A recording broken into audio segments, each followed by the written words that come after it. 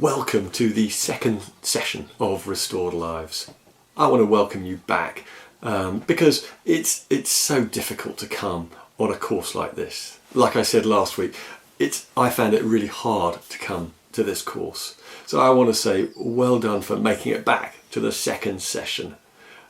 Tonight we're going to be looking at communication and conflict resolution. And to give you a little bit of a flavour of what we're covering tonight, we've got a little teaser to show you what's coming up.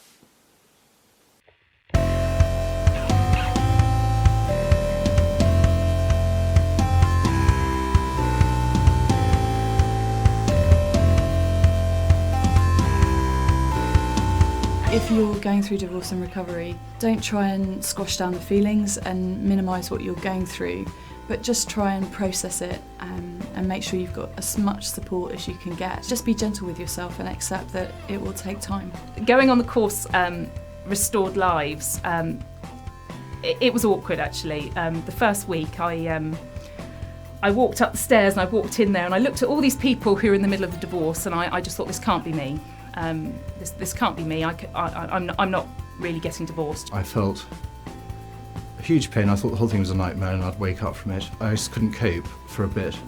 I was in total denial and shock, and I was very angry as well, actually. And at the time it was of course all her fault. In hindsight and with the benefit of time, I can see where I went wrong in the relationship. Communication probably wasn't my strongest point. Communication I found very difficult from day one. I was being shouted and screamed at, sworn at. My sister-in-law was an absolute star, and sometimes I would pick up the phone to her and I couldn't even speak. I would just cry and she'd go, "Oh, Wiggs, is that you? Are you having a bad day? Should we just chat?" And she would just start talking, and it was such a relief to know that there were people there who I didn't need to explain what was happening. They could just listen. I can honestly say I'm the happiest I've ever been right now. I never would have chosen for this to happen, but actually I've learnt a huge amount about myself and about other people. I've become stronger, and there isn't a relationship that's stayed in my life that isn't stronger as a result of this. It's led to conversations with friends and family on a totally different level that I just didn't have before. The communication's getting better and it takes time. I feel now immense relief, actually. And life is getting better, and I'm sure it'll get even better. We're going to go in our groups now and discuss what you found helpful in the last session. So let's go in our groups and discuss. What did you find helpful?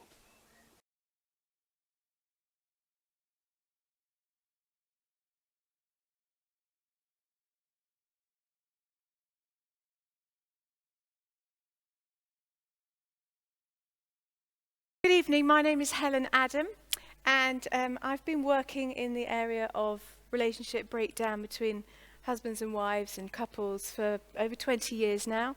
I started out working as a solicitor, practicing in the area of family law, and I then became involved in this course, which I think taught me much more than ever I learned as a family solicitor.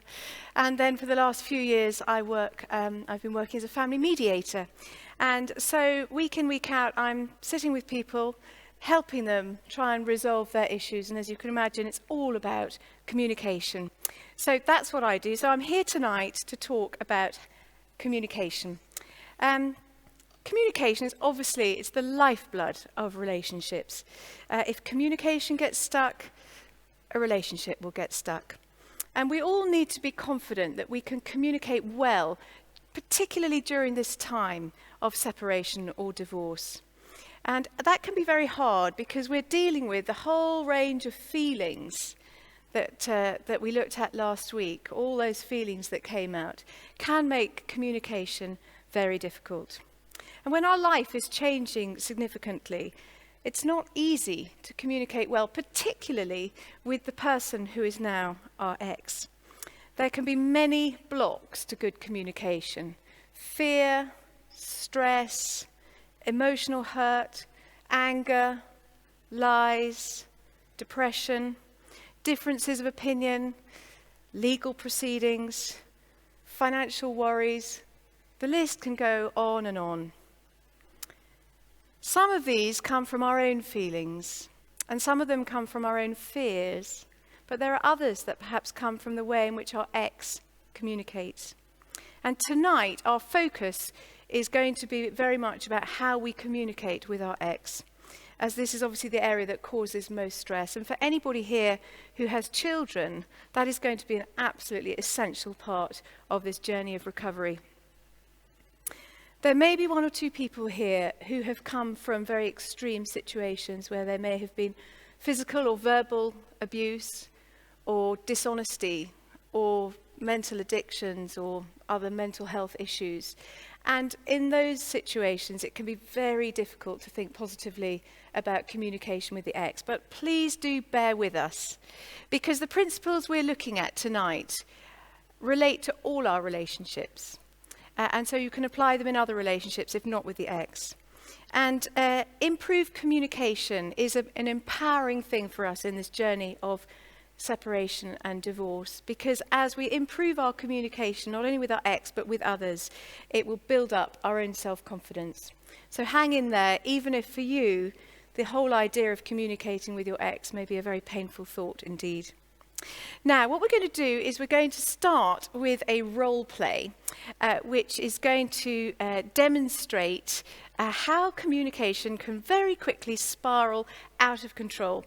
And we're going to repeat the role play at the end of the evening, and I hope that you might see some difference in the way it's conducted. So I'd like to introduce Kathy and Robert. And the background to this, do come on up. The background to this is that it's a Saturday morning, and Kathy is at home having a lie-in. She has a migraine. She doesn't feel well. And the doorbell rings. It's Robert. Can I come in? I need a quick word. Oh, it's you. Come in. Sorry it's a mess. I had Sarah around last night. Look, I've been checking our bank statement, and I see that you've been using the joint account for your personal bills. You know we agreed that it would only be used for the household bills. I've been really short this month. I had to use it. The car was nearly out of petrol. For goodness sake, I've only done it once. Look, to be honest, I don't really care about the car. The fact is that we had a deal and you broke it. I'm going to tell the bank to freeze the account. You can't do that. How will the mortgage get paid? Are you trying to get me out of the house? First I lose you, and now I'm going to lose my home. I can't believe you do that to me. I'm a wreck, and the doctor says I need antidepressants. I love this house. You can't throw me out. You really should have thought about that before. You're just so chaotic. You've got to sort yourself out. I mean, look at this kitchen. It's a mess.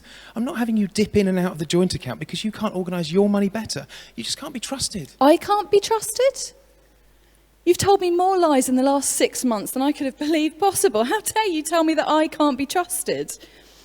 You always think you can get your own way and whatever you want. You always think that you'll win. Well, this time you're not going to win.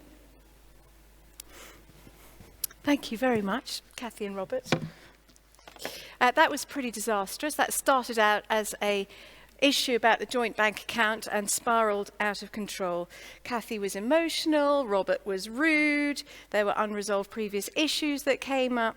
All in all, it was hopeless, and it finished with some personal attacks. So the starting point to these situations is to understand that we cannot take responsibility for the way another person communicates, but we can choose how we communicate. We can choose how we want to take this communication so that it goes well and we don't end up in a spiral downwards. We're going to look at 4 principles this evening.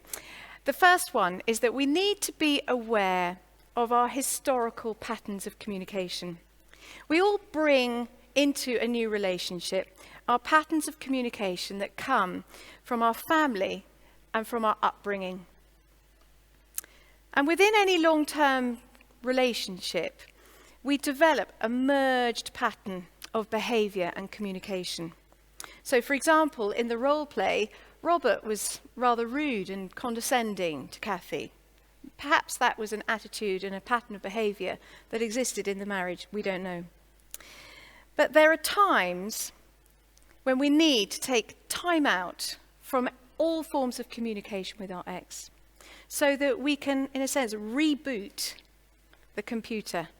If you imagine when a computer crashes, we reboot it and start again. It's the same in our relationship. When we separate or divorce, our relationship has crashed effectively. We need time out to reboot it and start again. Now, for those with children, it might be very difficult, or for those who live together or work together, this can probably feel impossible. But in those times, it's a good idea to keep the communication to the absolute minimum, business-like, just the arrangements that are necessary. Why are we suggesting this? Well, it's because we will have built up a multitude of ways of living together and communicating as a couple, some of which are unhealthy and some of which are healthy. The time out gives us the chance to stand back, look at what works, look at what doesn't work, and choose to do it differently. Some people may not need to do this if their relationship is working very well, but there may be others for whom this time out, particularly at the beginning of a separation, is a really important first step. As much as anything, to get one's head straight in the chaos of it all and the emotional turmoil that's going on. Have space to think it through and choose how you want to communicate going forwards. If you find that you're having a very sort of high dependence on your ex or longing to hear from him or her, then it's going to be really important that you discipline yourself and give yourself a complete break for a period of time so that you can get your thinking straight in the muddle of it all. Equally, if you're in a situation where you're hoping for the marriage to be restored, again, it's vital to stop all forms of communication for a period of time and reflect on what went wrong and why, and how you want to move things forward that will benefit you both. Another time when it's really important is if perhaps you've been separated for a while, perhaps you may have been divorced for a long time, perhaps you've got lawyers involved, maybe not, but you're finding that there is a constant spiral downwards of acrimony and bad feeling. Again, take a break. Take a break and rethink, reboot it, as it were, and start again with good choices about how you choose to communicate. It may be very hard, I understand that, but it's worth it if it gives you that chance for a fresh start. And it is also important to explain this to your ex, not just to do it, because it will then be misunderstood. It's important to explain what you're doing and say, we're just going to have 3 weeks without communication, and then when we start again, let's hope it's on a better footing. Okay, the second thing, very important, is to distinguish between the facts that need to be communicated to our ex and the feelings associated with it. Because when we talk, we have an easy mix of both facts and feelings. And when a relationship is working well, it's instinct. We don't even notice it, do we? We communicate different pieces of information to people, and alongside that comes the feelings associated with it. Last week I had root canal treatment, and the fact of it would be to say I've had root canal treatment, but the bigger story is I had root canal treatment. I was euphoric for 24 hours that I no longer had tooth pain. That's a little example between a fact and a feeling that goes with it. Now, in a situation with our ex, it's very difficult because this is the person with whom we may have shared a great deal of our life. This is the person with whom we have been intimate, and we have been able to communicate all our feelings, a whole range of feelings, perhaps over a long period of time. And so it takes a real discipline to change the habit and to keep the communication factual rather than bring out the whole range of feelings. Now, it's all very well for me to stand here and say that, but those feelings are very real. I mean, all those things that got written up last week, they're real feelings, and people go through a very hard time often in this journey of separation and divorce. So what do we do with them? Well, it's important for both men and women to find somebody we can trust who will take time to listen to us. It may be a friend. It may be that you prefer someone who doesn't really know you so well, a counsellor or a pastor. whoever it is, that person is going to play a really vital role in your recovery. You need that person, and we're going to refer actually over the coming weeks, probably quite often, to that critical person who's there alongside you, ready to listen, ready to support, and even ready to challenge you at times. And then we can distill what are the emotions associated with a particular situation and what are the facts that need to be communicated. And when we do that, we're going to find that the communications we have with our ex are less highly charged, less driven by our emotional state, less likely to trigger his or her emotional response, and more focused on the real issues. So it's a good mental check. What are the facts I need to say here, and what are the feelings that I'm going to keep to myself and deal with elsewhere?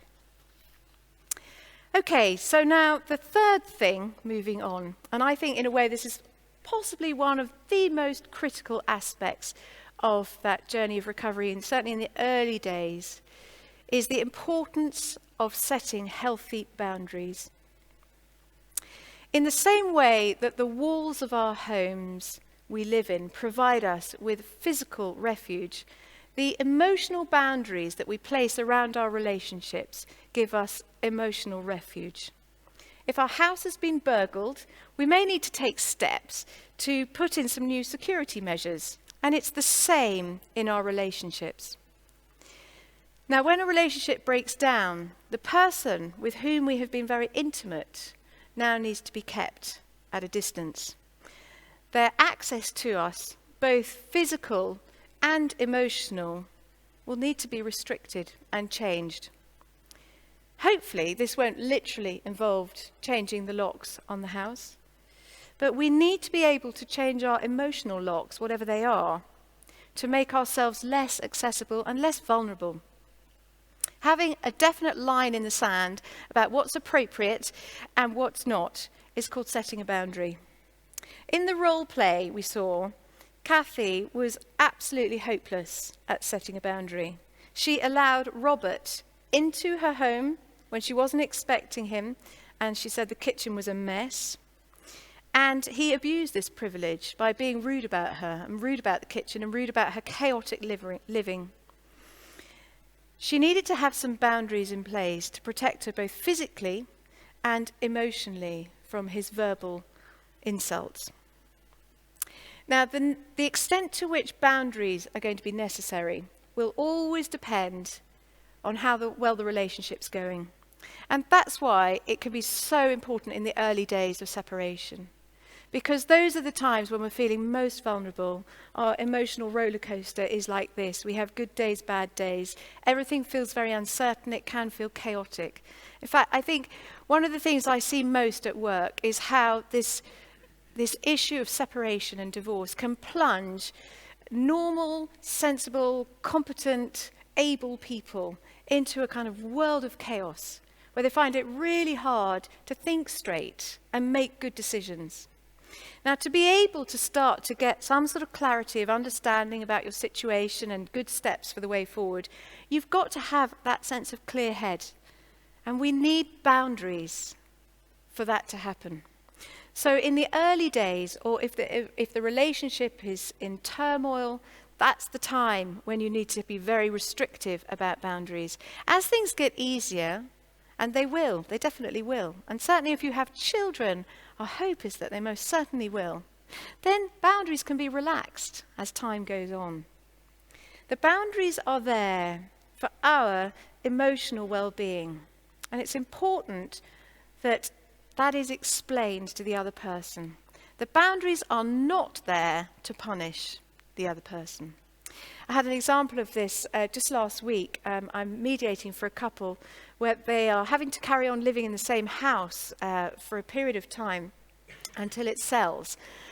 They have 2 teenage children living with them. The wife has moved on emotionally, and in fact she's now found a new partner, but they're still living there together. The husband hasn't. He is still in that downwards bit of the curve that you looked at last week. And he is emotionally very raw at the moment. And we were discussing the living arrangements in mediation to try and ease some of the stresses at home so that it's better for their children. And she said, I find it very hurtful how you just are very curt with me and you don't talk to me, and it's as though you're constantly punishing me. And he said, very bravely, he said, it's not that I'm punishing you. He said, I am too raw to be able to cope with normal chats with you, with just, chit-chat in the kitchen as we used to. For my own emotional sanity, I need to keep you at a distance because it's too painful not to. And it was interesting, the whole dynamic changed because she had assumed that he was doing that to punish her. And once she saw that he was doing it because he felt too vulnerable, she was then on side. And then we had a very productive time looking at the boundaries and how they could work together to make things easier for their children. So boundaries are a really important thing in this area right at the early stages where one's feeling very vulnerable. Two things are important before I move on from boundaries. First is you have to tell the other person that the boundary is there. Just expecting them to work it out is likely to make them feel fed up because nobody enjoys meeting a boundary. So communicating to the other person that the boundary is there is important. For instance, for a period of time, I don't want you to ring me at the office unless there's a real emergency. I can't manage it. Please, can you not ring me at the office unless there's an emergency? Or I will not listen to you shout and scream at me. I'm going to hang up. And then when they do, then you hang up. So the boundary needs to be communicated. Secondly, as I've just said, boundaries are usually pretty unpopular on the receiving end. Nobody likes to come up against a boundary. And one option is therefore to give in and say, I can't face the resistance. I just can't manage it. I was on the phone to a client today who has a very difficult thing that she's got to tell her husband. And I said, you've got two choices. Either you choose not to tell him in this way and not put the boundary in place and just let him carry on with the unhealthy pattern of behaviour that there's been for the family. Or you decide it's the right thing to do and you put yourself in a situation where you're going to be safe. You get support around you. You make sure that you're not in a vulnerable position when this boundary is introduced. So if it's the right thing to do it anyhow, but get support in place around you because you may need that. It all depends how the other person's going to react. I'm very aware that we're going to be talking later on in the course about shared parenting. Carol will be coming to speak on this in session 4, and that is a hugely important area. And boundaries, particularly boundaries between parents, as I say, are for a period of time for our emotional well-being. The long-term goal is shared parenting, where there is an ease of communication, but that takes quite a time. Don't worry if in the early days boundaries are necessary to get you through that turmoil until you're able to engage in a more easygoing shared parenting relationship. Now, it would be good to have some time in your groups now. I've covered 3 areas here. What are our historical patterns of communication? How do we distinguish between facts and feelings, and the importance of setting boundaries? If you'd like to go into your groups and discuss what of those 3 would help you in changing the way in which you communicate with your ex. And we'll take 10 minutes, please. Thank you.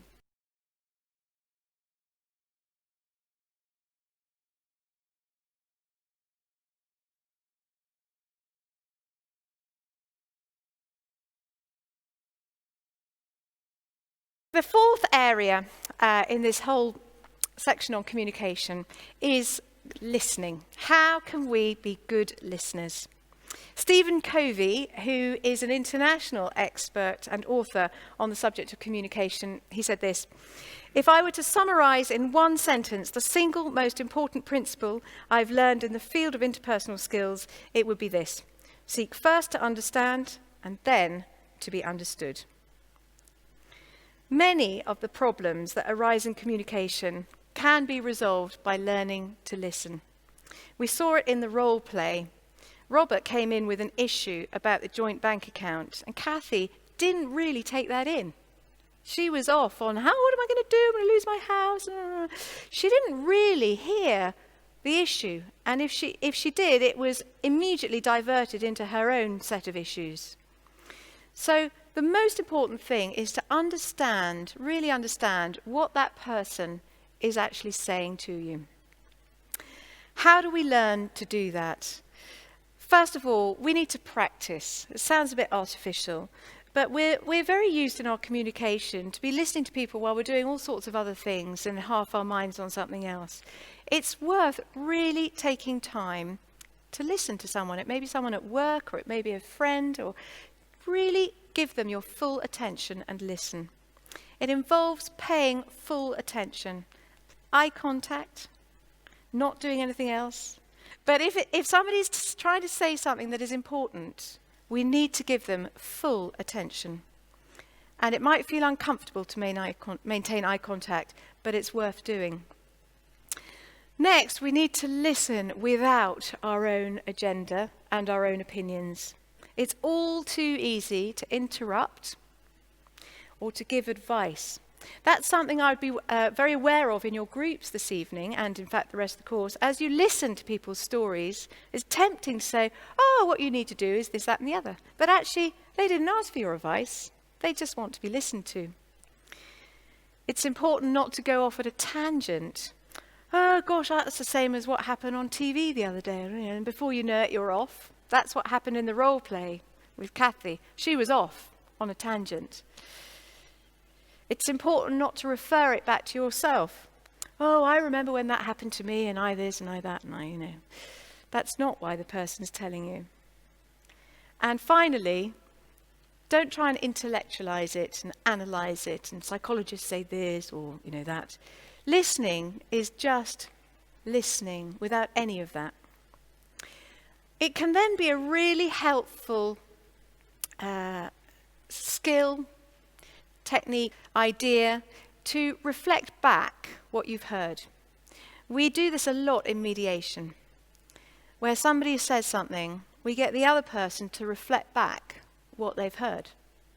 It has a number of functions. First of all, it makes the person who is speaking know that they really have been heard. They really have been heard. Secondly, it forces the person who is listening to go over in the head, what have I heard, and to articulate it. And that seals it in. So it's not just heard and then washed through, but actually reflecting back makes them take it in. But also there's an opportunity for it to be corrected, because if the person reflecting back does it in a way and the speaker says, actually, no, that's not quite what I meant. No, what I really meant was this, that, and the other. And so it's a way of honing down what is really, really being said, what is at the heart of it. And then it's a good idea to say to the person, in all that you've said, what is the most important thing? And that gives the person who was speaking the opportunity to think, what was the most important thing that I said there? What was it? And then that helps them as well get to the real heart of it. And finally, you may want to say, and is there anything you'd like to do about it?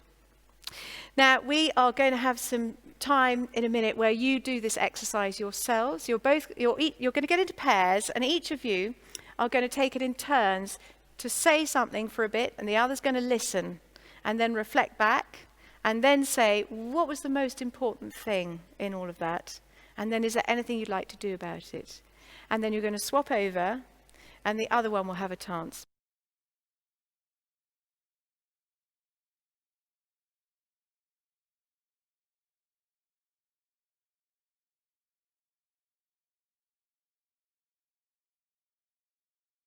The brilliant thing about that listening exercise is actually that it helps you, and that's what you feel when you express that, but actually you can do it for other people just by listening.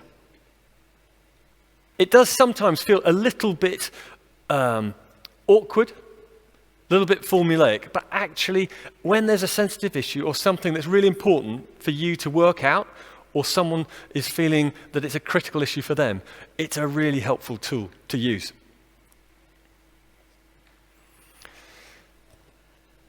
We're going to do the next section and talk about resolving conflict. Even if we get our communication perfect, there will still be conflict because we all have differences of opinion. So this section is a critical one, especially when you're going through separation and divorce, because there's always issues that can come up. For many of us, we have, I suppose, an ingrained fear about arguments. There are, first of all, two dangers that we can fall into. Firstly, never to argue. And the other one is to argue, but never resolve the conflict that comes up. For me, I realised that actually in the 4 years of marriage that I had to Karen, we never had a single argument. Now, the reason for that was because I thought that arguing was bad. We never really grappled with the issues that were there. Nor did we really talk about all the smaller stuff that comes up, my little frustrations, my bits of anger, which I would just leave behind. And they became like little landmines that exploded a couple of weeks later, typically on something completely different, on a different topic of discussion. So what is conflict resolution? Conflict resolution is not the attack by one person and the surrender by the other. We need to try and leave behind all thoughts of winning and losing, as it just starts to get you more polarized into different areas. Conflict resolution is about understanding each other's thoughts on an issue and then getting a solution which is mutually acceptable. It's a compromise that suits you both. There are sometimes issues which get a little bit more complex and bigger. And we'll be talking in session 5 about the legal issues.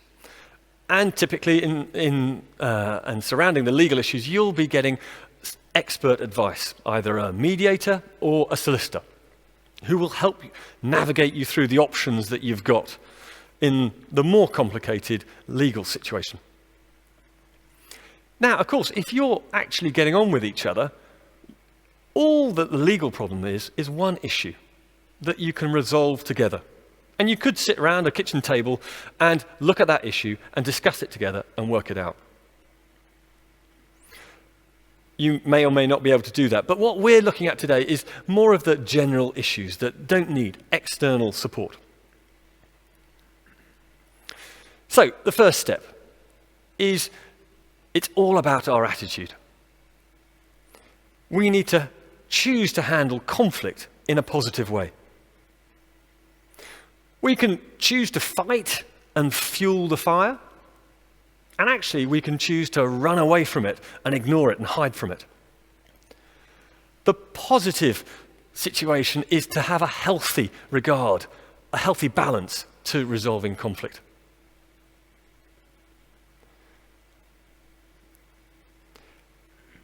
I know someone who's going through a serious amount of stress with all the discussions of the financial issues, children, and her own workplace up in the air and unresolved, going through separation at the moment. And various events have taken place which have caused a huge amount of stress. Her instinctive reaction to those events has been anger and retaliation. Basically, right, if you do that, I'm going to do this. What she's been brilliant at is to let off steam first to her friends and her family. And then, after having let off that steam, she seeks to take a more rational and sensible approach when she goes to speak to her ex. What she does is to basically hold on to the premise that it's better for her and her children to resolve conflict in a more productive way. And she realizes it remains her choice to do so. So the first step is our own attitude. We need a healthy, positive, balanced attitude to resolving conflict.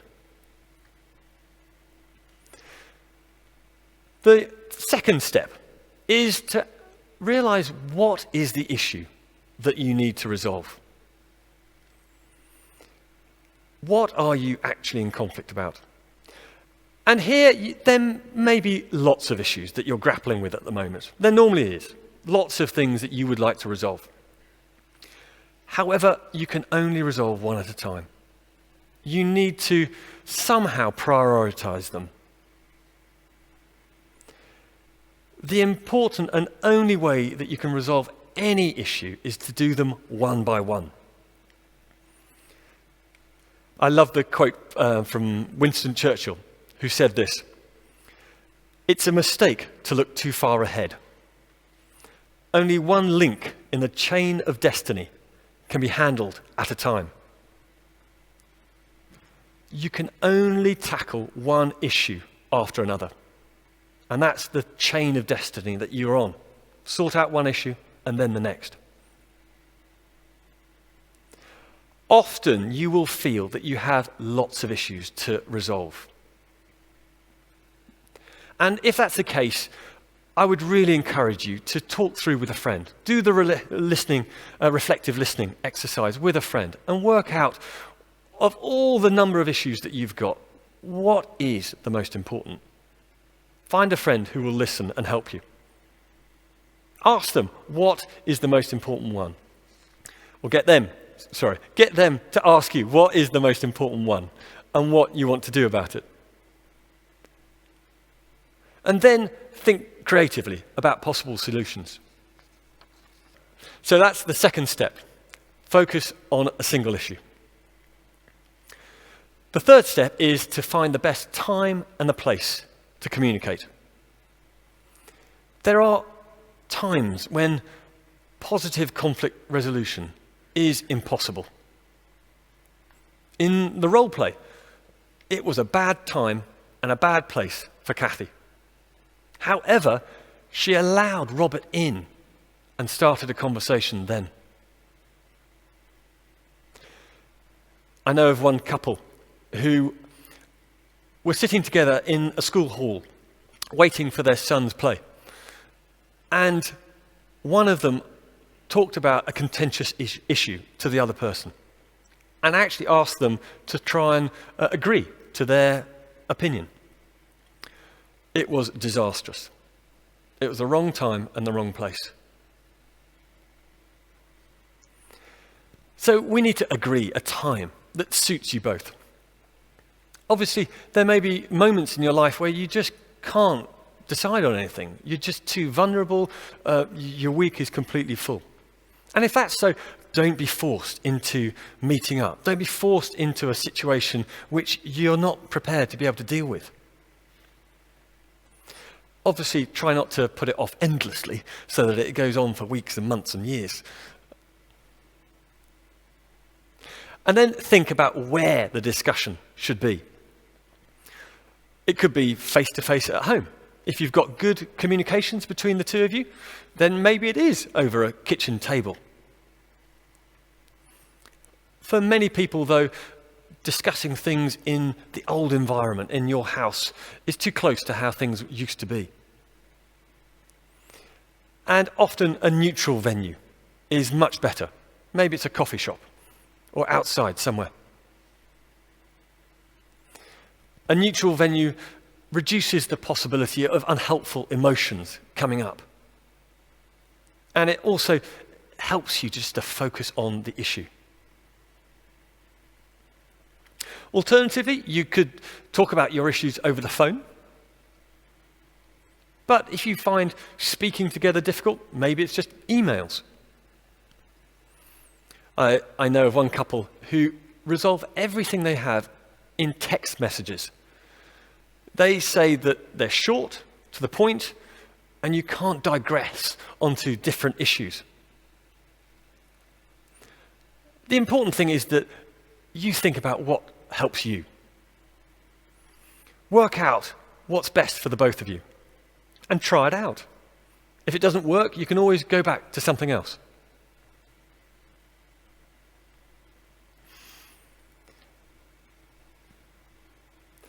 The fourth step is to confront the issue and not attack one another.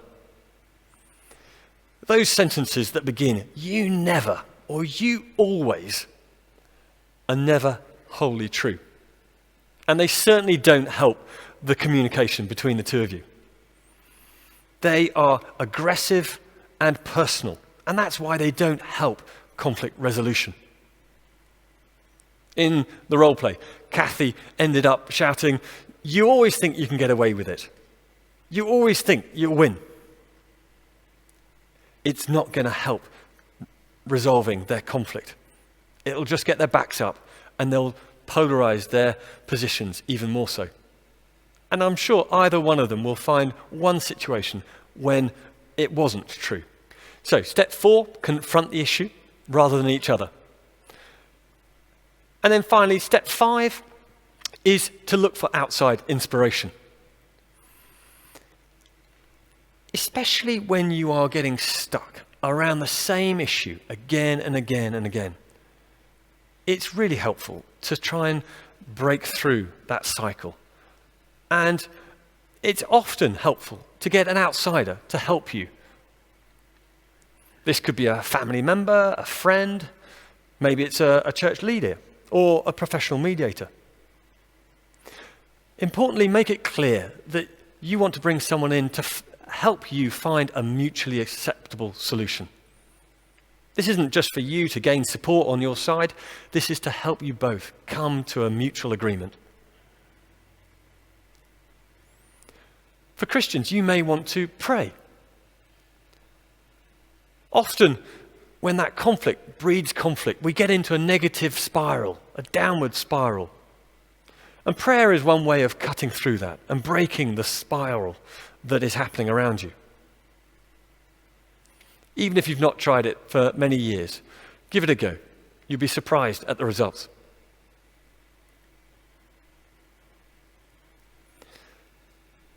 Those are 5 helpful steps. And for me, it creates a fantastic structure that you can remember in the midst of conflict. When you're in conflict, sometimes your eyes go red, the mist settles down, and you struggle to work through what the next step is. Keep those 5 steps as a structure that you can always come back to, especially looking at the issue. Often it's easy to get distracted onto something else. I have certainly tried it many times in a number of difficult arguments. It can be really helpful. We're now going to go back to the role play. And this time we're going to roll back the clock. Kathy's now been on the course and she's been on session 2 of Restored Lives.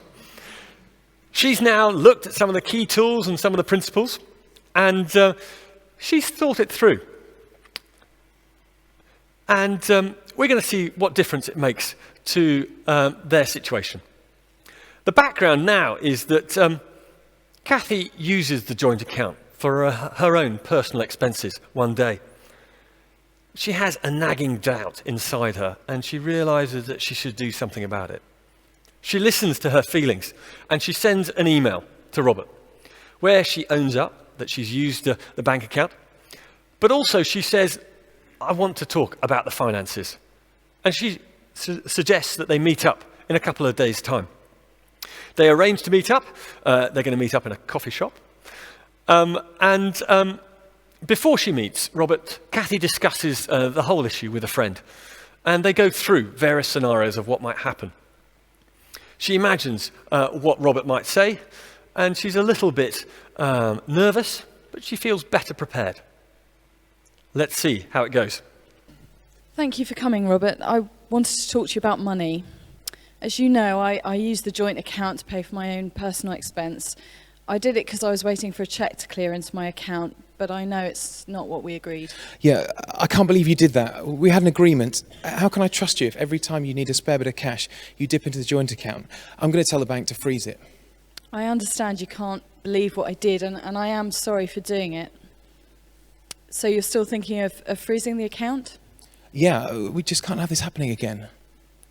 So what's the most important issue here for you? Well, the problem was that we nearly went through the overdraft limit that the bank agreed, which won't help me get a mortgage for the next flat that I'm trying to get. And how can I trust you to use money I put in the joint account for the right things? The reality is, Kathy, you've never been organised and you always live in chaos.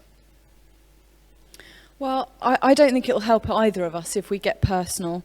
I'm not going to sit here whilst you're being rude to me, and I'm not going to be rude to you. We've got a financial matter to resolve. Let's keep it to that. Now, about the joint account, you're worried that we'll spend more than we've agreed and that we'll go through the overdraft limit. Is that right? Yeah, well, look what happened this week. Okay, well, would it help if I told you when I start running out of money and give you advanced warning if I need to use the joint account funds? I'm happy to promise I'll only use the joint account for personal expenses if we've agreed it, so you know what's going on.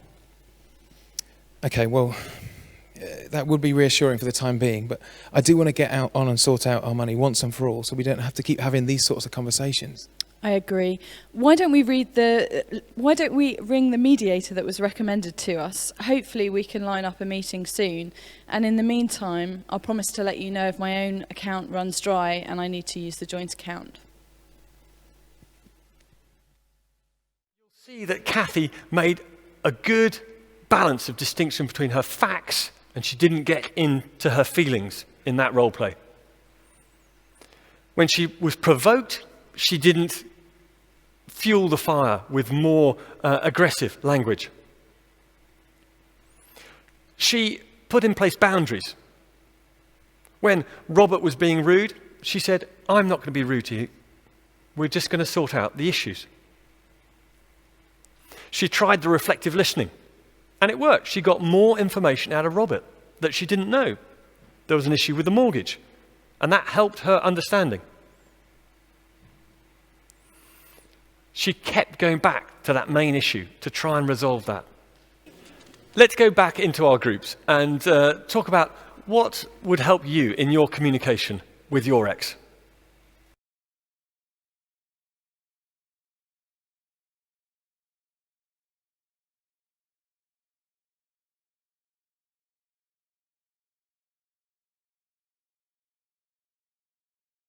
In conclusion to this session, we can only take responsibility for the way we communicate.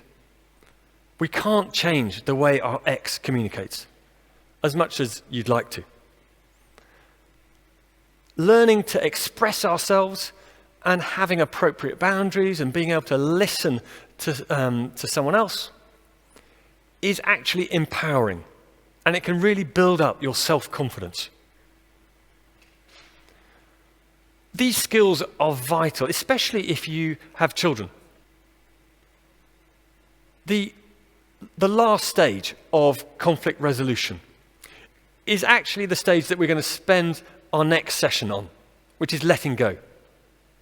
The last stage of conflict resolution is all about letting go any of the pain that might have arisen in your conflict, which is normally the case. You will feel pain and hurt of the stuff that's been said to each other, the issues that you haven't been able to successfully sort out. It's normal that there is pain and hurt that results from that. It's normal, like we talked about in the last session, to have a lot of issues that are still tucked away in your body, in your psyche, that hurt.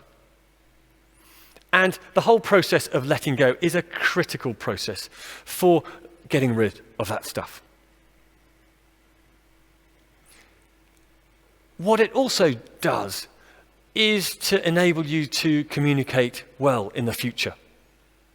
If you have those issues in the way, communication gets blocked. Getting rid of them, letting go of those issues, will enable better communications with your ex and the people around you. We have someone who comes up and talks a bit about their personal experience. And John has kindly said that he would come up. John, what was your background? My story is I came on this course about 10 years ago. I have 3 children. My son was 8. I had a 10-year-old daughter and a 12-year-old daughter. And I was married for about 14 years, and I was in complete shock when my wife said to me in the kitchen that she wanted a divorce. What happened?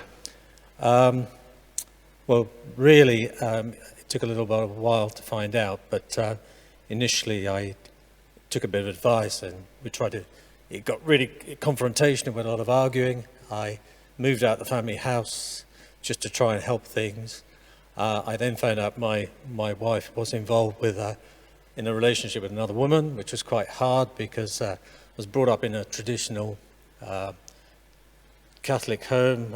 My parents had been married 40 years. There's no any relationship breakdown. There was no divorce, and I met this lady in church. I thought it was going to be my life partner. It was a complete shock. I ended up just leaving the house, not being able to sleep for hours, remembering, living in numerous bedsits. I think I'd lived in about 12 different places in the space of 3-4 years, and it was just a terrible time. What were your feelings like around that time? Well, I was just thinking, is it ever going to get any better? And I just came on the course, and it really helped to just try and go through these sort of feelings. But I sort of took those verses, darkness turns to light. It just seemed a long period of darkness for a long time. Things like that didn't help. I lost my job in that time as well, which was pretty painful. I lost my home, lost my kids. So for a man, your self-esteem is pretty low when all that goes, and you just sort of seem to have to hang on. And I say, God, are you really there? We've been talking about the communication issues. How was communication for you at that time? To be honest, it was pretty hard to begin with, because you're really hurt. You're communicating from hurt. You're not in the family house, and just things like wanting to see the children was very confrontational. She did deny me access to the children, which obviously is very hurting. That didn't help, but I slowly learned in time that you have to try and bring things to an even keel to try and communicate, try and get through, things like meeting in a neutral place. We met in a coffee shop. We tried to talk about access. All that really helped. Coming on this course and really hearing other people's stories really helped. What made the biggest difference for you? Well, I think the biggest difference was really getting involved, and particularly when I didn't have any work, I was just volunteering an awful lot, just helping, seeing people. And ironically, when you find other people who are actually in the same place as you, or even worse, it brings a sort of healing. You think, well, I'm not the only person in this, and you sort of manage to cope with things a lot better. I did things like, I didn't have a lot of money. I used to go to walking clubs, join the gym, just kept fit, just try to get my self-esteem. And slowly but surely, the work came, your self-confidence came, you started seeing more of the children, and slowly that curve started going back up. What's helped you on the communication side? I think it's really trying to say it's best for the children. I mean, really, if it wasn't the children, we wouldn't speak. I had to go to my daughter's graduation this year, and I dreaded it because we had to go together. Daughter invited two of us, and I found out I had to sit for 2 hours with my ex right next to me, which was quite painful. But how did it go? Did you? Yeah, I mean, it was all in Latin, so we didn't have to understand too much. But we just agreed to do what's best for her. And at the end of the day, actually my daughter was the winner, and we were both winners, and it was a really good time. And I think it was a bit of relief for the other children, because they didn't know what was going to happen. So I know my next daughter's got a graduation coming, so we've set the set the precedence that I can sort of get through one. Hopefully the second one's all right too. And how do you feel now? Yes, I mean, obviously my children are a lot older. I mean, I've got a daughter now who's 23, 24, the other's 22, and my son's 18. They come and talk to me, usually when they want money. But we've got modern sort of things, my daughter's got one of these Galaxy phones, and she's in Hong Kong. I texted the other, we'd had a conversation. So, 10 years ago, we wouldn't even thought you can talk to somebody so many thousand miles away. I think it's great. It's changed, and your relationship with your kids does come back, but they want to see you strong and happy. And I think one of the things is just you making the right decisions through that period of pain really speaks to them. For anyone who's here who's finding it difficult, what would you say to them to encourage them? Well, I think, do all you can if you've got children to do the best for them. Try and be as amicable as you can with your ex, because the lawyers make a lot of money if you don't. Just long term, you make the right decisions is a big investment for the children, because actually making the right decisions over that time speaks volumes to them. And how do you feel now? I feel very much more positive. I mean, I've been able to, get my place and got my own place. It's horrible living in these bedsits where you had to pay as much for a bedsit as your own 3-bedroom house in suburbia, which you took for granted. All the sort of luxuries of food on the table, everything, and you're living in this sort of, bedsit where you're paying so much. But that's all come back, and I think, that sort of pain makes you sort of just be a bit more, wise about what you do next. But it's not an experience I'd want to have, but it's an experience that has happened, and you've got to move forward. Thank you, John. Very helpful. Thank you. Thank you for coming on this session on communication and conflict resolution. Let me finish with a short prayer.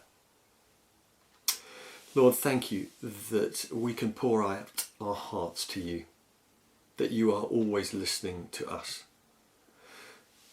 Lord, I pray that you would enable us to be able to listen well, communicate well, help us to be peacemakers. In Jesus' name, amen. Thank you for coming on this session, and I look forward to seeing you in the next session.